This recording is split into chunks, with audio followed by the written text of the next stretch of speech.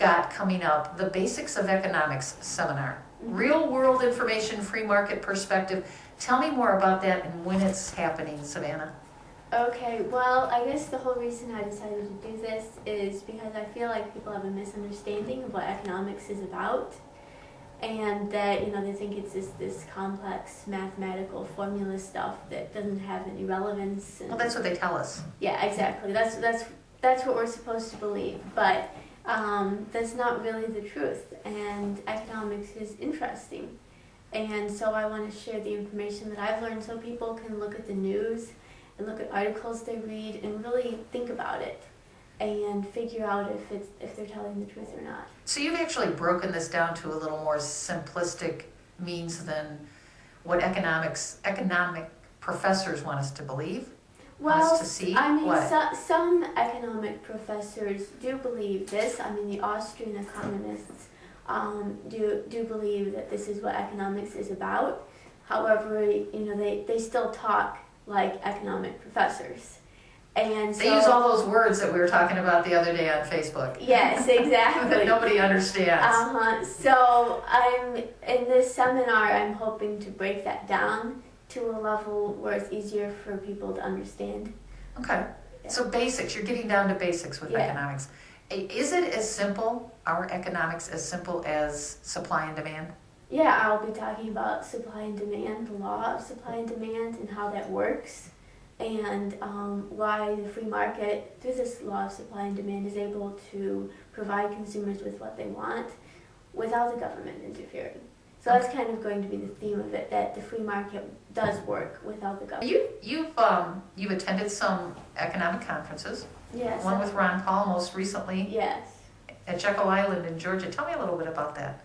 Well, it was actually the first economic conference that I've gone to. I started getting into economics last fall, and so my first venture into that. But it was Friday and Saturday with lectures both days, and it was very informative. It was at a good level to understand. I mean, their audience was people similar to me, not professors and everything, so they brought things down to a level that was easy to grasp, and I learned a lot from it.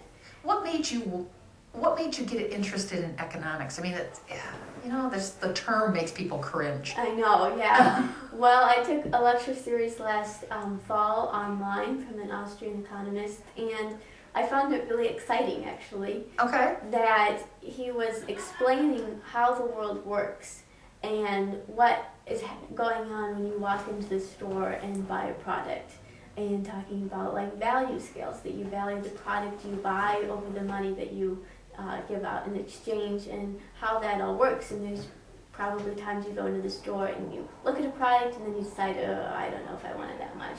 And writing that out in a way that you can understand exactly what you're thinking and how the world's working, and that's what I found exciting. So how do you relate that back to government and how government works? Well, that individuals are all unique, and we all put a different value on things. And so the free market's really the only way that people can reach their values, what they value. And the government interfering only causes problems, because the government simply can't know everything that everyone wants. But through the free market, because people are willing to exchange for that, there's an incentive for people to provide them with what they want. So it all works out in the free market. So what you're saying then is government's basically gotten too big to talk to everybody. Yeah. I mean, there's so many different voices to be heard. Yeah, I mean, even in a community, if the government ran grocery stores, they simply wouldn't be able to effectively and efficiently run the grocery stores, because there's too much information about people and their wants and their values to provide people with what they want. Okay. So, and you're going to talk a little bit about how that all is structured, Yeah. how it plays out? Yeah. That'll be very interesting. 51, welcome back to the morning show. Savannah Liston is my guest. She's a libertarian, and I guess if she was 18, she'd be a registered libertarian, but as of this moment, she isn't quite there yet. People ever look at you and say, well, you're just way too young. You can't understand this stuff.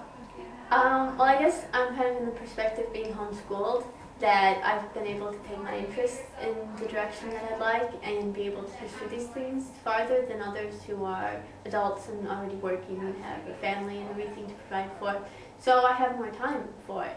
And that's what I feel is my benefit, is that I've been able to take a lot of my time and do the research and the studying. Have you explored conservatism, liberalism? Have you explored all of those and really delved into it and decided that that's not who you are or what you want to be? Yeah, I kind of grew up being a Republican. We were conservative and everything, so I kind of know where that's coming from. And I guess in circles that I deal with, I know what the liberalism is like. And while we agree with liberals on some issues and Republicans on other issues, I just feel like libertarianism is a better choice. So do you ever feel like you're not getting the other side, that you haven't heard the whole message? Not really. That a lot of people can be negative towards what I believe in and express their views in a different way. So I'm able to hear from other people what they believe and like liberalism and everything. So I think I've been able to look into everything, and I try to remain open to all options and never say this is what I am, because I am. Sylvia, thank you for joining me. Thank you very much. We will talk again soon.